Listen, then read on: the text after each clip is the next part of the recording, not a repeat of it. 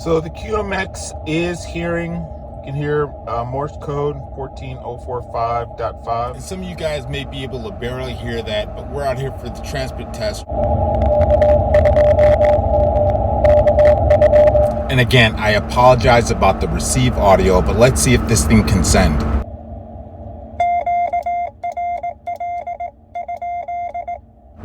And it looks like it's averaging over 5 watts.